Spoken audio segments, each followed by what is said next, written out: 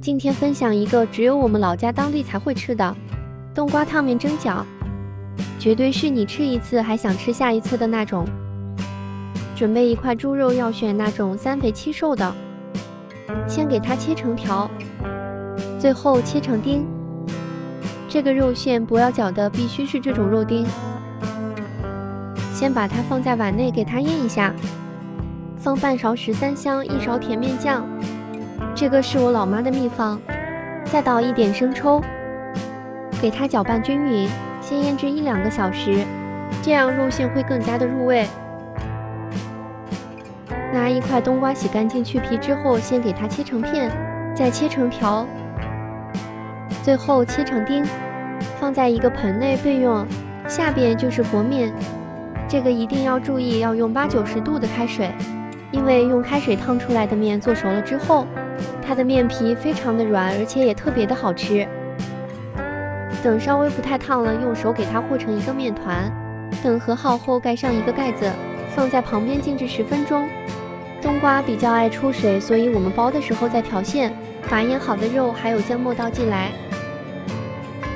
记得一定要多放葱，这样做出来的才好吃。再放一点点蚝油，适量的食用油，再来一点香油提香，放适量的盐，为了上色再放一点点老抽，直接给它搅拌均匀就行了。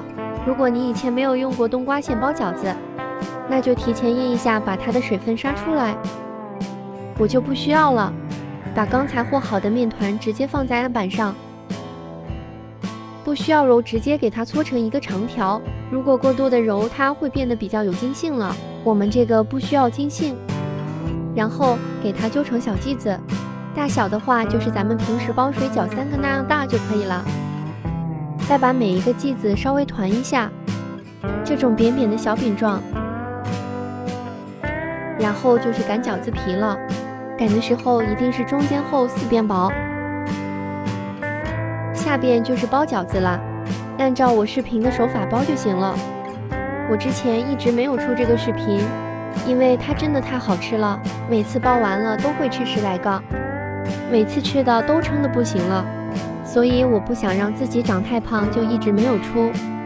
但是这个在外边也买不到呀，今天还是分享出来了。放在蒸屉内，水开上锅蒸15分钟，焖5分钟，很快蒸饺就做好了。外边各式各样馅的蒸饺都有，但是冬瓜馅的应该是没有吧？这个从小吃到大，以前只有过节的时候老妈才会给包，因为它还是有一点难度的，包不好的话可能就成了一锅饼。因为冬瓜本身就有很多水，所以包出来它里边有很多的汤汁，这也就是为什么它好吃的关键所在。你们看看里边的汤汁，这也就是我为什么没有给冬瓜杀出水分。记得你们吃的时候也一定要搭配上大蒜，它俩是最佳拍档。一口大蒜，一口饺子，简直是人间美味啊！